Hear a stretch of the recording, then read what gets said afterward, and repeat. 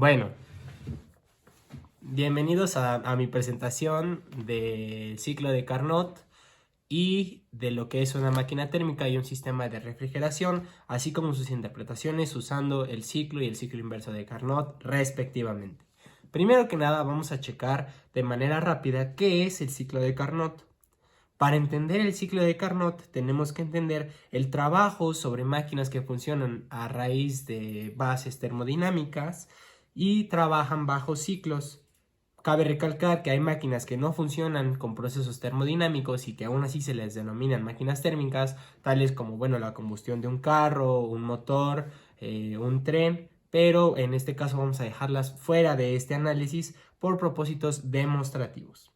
Vamos a hacer un hincapié en el trabajo cíclico, y es que en una máquina térmica o de refrigeración se trabaja, primero un trabajo de entrada sobre el fluido que veremos más adelante, y después el trabajo que este fluido reditúa o que realiza. La eficiencia depende de la calidad de estos procesos. Y antes de la eficiencia tenemos que saber que el trabajo neto o el trabajo que produce una máquina térmica es el resultado de la diferencia entre mi trabajo de entrada y el de salida. Más precisamente, el trabajo de salida menos el trabajo de entrada. Una vez entendido este trabajo cíclico, podemos recordar de presentaciones anteriores la definición de un proceso reversible e irreversible. Ya conocemos que son muy importantes los procesos reversibles e irreversibles, y generalmente un proceso reversible es considerado un proceso ideal. ¿Por qué es considerado un proceso ideal? Porque un proceso reversible utiliza una mínima cantidad de trabajo y a cambio otorga una mayor productividad, o es el que entrega mayor cantidad de trabajo respecto a lo que consume. Bueno, ahora sí vamos a hacer un análisis sobre la gráfica que aparece en la pantalla, el ciclo de Carnot, y aquí puedo ver dos líneas que fluyen de manera vertical. Estas se refieren a los procesos de expansión y de compresión, ya sean adiabáticos o isotérmicos, de los procesos reversibles. Lo importante es entender no estos, la 1,4 y la 2,3, sino la 1,2 y la 4,3, porque la 1,2 representa el trabajo o el calor, en este caso porque son procesos con la energía interna invariable, porque son cíclicos, entonces el calor se traduce directamente en trabajo, por eso aparece ahí esta Q. Es el área debajo de esta curva, es el trabajo total de entrada. Sin embargo, el área debajo de la curva 4,3 o la de abajo es el calor de salida. Y es que ahorita vamos a entender un poquito mejor con la explicación de máquinas térmicas por qué hay un calor de salida. A fin de cuentas, el área que está encerrada en este especie de rombo en la gráfica, en mi tabla presión-volumen, se interpreta como el trabajo total o el trabajo neto o útil. Como se muestra en la imagen, trabajo útil, trabajo que se obtiene a partir del ciclo de Carnot. El ciclo de Carnot, ya nada más para resumir, es el ciclo ideal sobre el que se adquiere o se obtiene la mayor productividad posible. Generalmente, en la vida real es imposible, y los procesos reales de eficiencia se manejan entre 30 y 40%, aunque, es importante recalcar que incluso el ciclo de Carnot y las máquinas de Carnot no tienen una efectividad del 100%. En realidad se estima que el 70% es más o menos la eficiencia, aunque ni siquiera llega a esos valores. ¿Por qué? Porque utilizar el ciclo de Carnot como un proceso totalmente eficiente significaría llegar a una temperatura de 0 Kelvin, y el 0 Kelvin, el 0 absoluto, es imposible de alcanzar. Entonces, de ahí sale la explicación. Ahora sí vamos a movernos con máquina térmica. ¿Cómo funciona una máquina térmica? Una máquina térmica, para entender, primero sale del principio de que, sabemos que el trabajo se traduce a trabajar con un fluido en calor. Por ejemplo, si yo empiezo a amasar una masa para hacer pizza, por ejemplo, después de un rato, además de que adquiere cierta suavidad y cierta elasticidad, esta masa también la podemos sentir, tiene calor. El calor que se traduce, sí, del que se conduce directamente de nuestro cuerpo, pero también del trabajo que se realiza. A diferencia, si yo caliento un pedazo de masa cualquiera, no se va a traducir en cansancio en mis brazos porque calor no significa trabajo, aunque trabajo sí significa calor. Directamente no se puede obtener trabajo a partir de calor. Ahora, las máquinas térmicas son unos dispositivos especiales para precisamente traducir calor en trabajo efectivo. ¿Cómo funciona una máquina térmica? Bueno, como primera característica de una máquina térmica tenemos que reciben calor de una fuente de temperatura alta. En el caso de la imagen se trata de un horno donde tiene un combustible, puede ser de carbón, puede ser de hidrocarburos, de petróleo. También puede ser energía solar o una planta nuclear, como veremos en el ejemplo siguiente. Pero bueno, sin spoilers, por favor. Como segundo punto tenemos que convierten una parcialidad en trabajo, en una flecha rotatoria o en un pistón, en una rueda. En este caso estamos trabajando con agua que se evapora y incrementa su presión, lo cual empieza a mover un pistón con un escape para mi agua. Y bueno, esto se traduce eventualmente a lo mejor con un transformador, un generador, en energía eléctrica, en electricidad, como se puede apreciar en la imagen. Sin embargo, bueno, es necesario hacer un hincapié en la palabra parcialidad, porque siempre hay un exceso de calor. Este exceso de calor, como característica número 3 de las máquinas térmicas, es rechazado hacia un sumidero de calor o un cuerpo de baja temperatura en relación a la temperatura con la que se trabaja. O algunos ejemplos que menciona la bibliografía del libro de Sengel son la atmósfera, algún río, algún lago, un cuerpo de agua, generalmente también es utilizado, un sumidero de calor, así se le llama.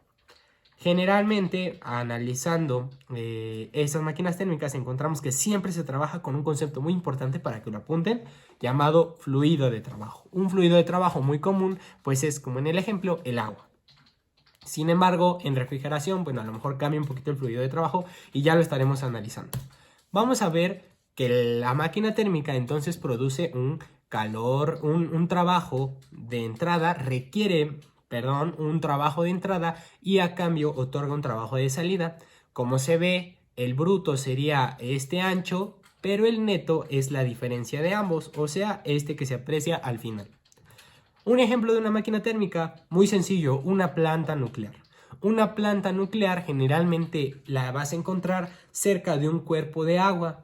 ¿Por qué una planta nuclear trabaja con fusión y fisión a niveles subatómicos de las partículas? Que bueno, esos detalles la verdad creo que son merecedores de una presentación completamente nueva, pero el chiste es que a partir de la decadencia radiactiva de algunos elementos generan calor. Y el calor en realidad lo que trabajan es con agua, un fluido de trabajo. Vuelve a aparecer este concepto importantísimo que genera movimiento. Aquí se puede ver este ejemplo de una máquina térmica que funciona con horno y después el diagrama de una planta nuclear que genera calor, que trabaja con agua. El vapor genera movimiento y aquí se puede ver que aunque un poquito más sofisticado, asimila muchísimo a un diagrama de una máquina térmica muy sencillo.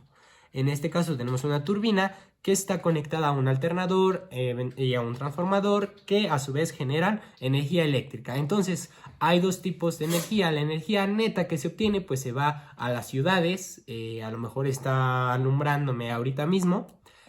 Y el calor residual o el bruto que ya no se puede aprovechar, porque recuerden que las transacciones de energía nunca son totalmente eficientes, eso viene de la segunda ley de la termodinámica, se desecha en cuerpos de agua. Un ejemplo, un lago, aquí muy bonito. Y aquí puse el meme del clásico pez de los Simpson de Springfield, aunque es un mito, ¿no? Ese del pez de tres ojos, en realidad una planta nuclear bien controlada es una planta totalmente limpia en cuanto a radioactividad se refiere. Lo único que tiene como producto de desecho pues es calor, agua caliente. En este caso, bueno, existe el mito que genera radioactividad, pero eso es totalmente falso porque de hecho es muy cuidado este tipo de materia prima.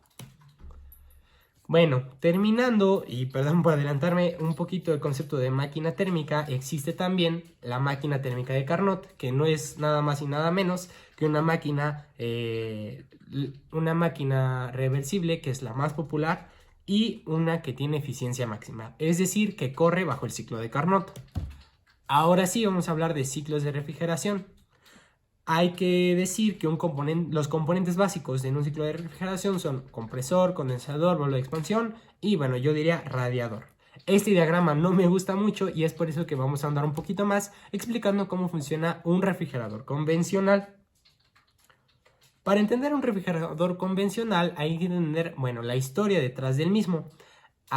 Desde el siglo XVII, XVI ya hay registros de que existían máquinas especiales en las que, bueno, tenían un compartimiento donde se podía poner cuerpos fríos como hielo y se mantenían en una temperatura relativamente fría alimentos o, bueno, materia prima que es susceptible a la descomposición a temperatura ambiente. Sin embargo, no hay una máquina para crear hielos, porque bueno, por termodinámica sabemos que si yo pongo un hielo, jamás agua extra que le ponga va a alcanzar una temperatura de equilibrio de 0 grados. Eso es obvio. Entonces, no hay registros de máquinas para hacer hielos hasta, bueno, el siglo XIX. Cuenta la leyenda que Napoleón Bonaparte en su exilio en Santa Elena a principios del siglo XIX contaba con una de las primeras máquinas para hacer hielo. No es ningún secreto que el exilio de Napoleón en Santa Elena no fue ninguna prisión, si bien fue una agonía para él por sus enfermedades y por lo que significaba emocionalmente estar atrapado de su pueblo y de sus decisiones militares y políticas. Bueno, no fue un encierro tormentoso como tal. Entonces, bueno, en Santa Elena cuenta la leyenda que Napoleón contaba con unas primeras máquinas para hacer hielo. No fue hasta 1834 cuando Jacob Perkins patentó por primera vez un modelo que se asemeja muchísimo y a partir de ahí se construye a lo que conocemos hoy como un refrigerador convencional. ¿Cómo funciona un refrigerador? Para entender cómo funciona un refrigerador, voy a hacer un análisis de 3 fenómenos importantes del análisis de los gases ideales y de la termodinámica. El primero es la compresión. Y para eso voy a usar el ejemplo de una bola de básquetbol. Cuando tú inflas una bola de básquetbol en poco tiempo, lo que vas a hacer es vas a incrementar la presión dentro del cuerpo esférico y la temperatura también se puede sentir, se puede palpar como más elevada. Eso lo conocemos gracias a gases ideales y sabemos que la presión de un gas y su temperatura son directamente proporcionales. Como segundo concepto tengo yo la conducción. La conducción de calor mediante contacto directo. Bueno, eso es precisamente conducción, sería una redundancia decirlo así, porque la convección es por un flujo después detrás en un fluido, pero bueno, esa es otra cosa. Voy a recalcar en la conducción, perdón.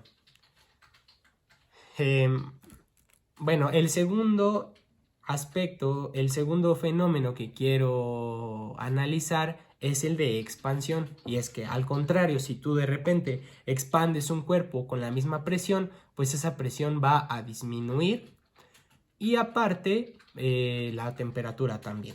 Con la misma explicación que, bueno, con la bola de básquetbol. Sin embargo, no he puesto una imagen para ello.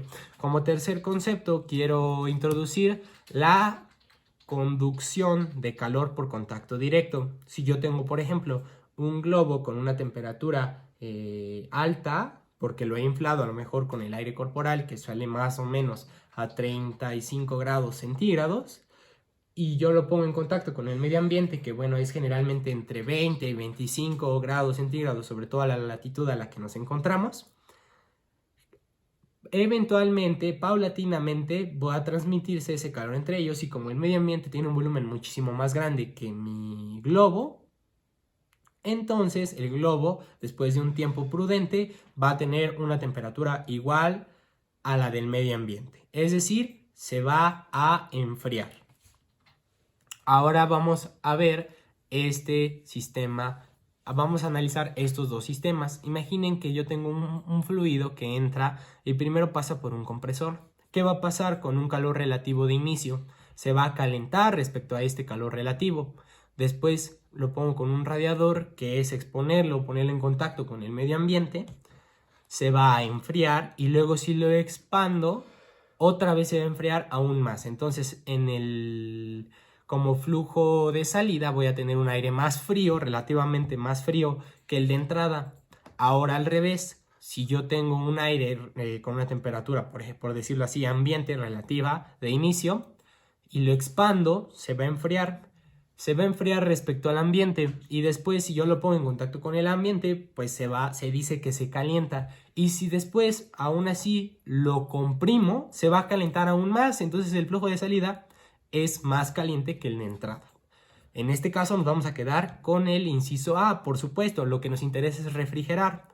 Por eso, y de aquí sale la razón, que cuando tú tocas tu refrigerador en la cocina, por afuera se siente caliente.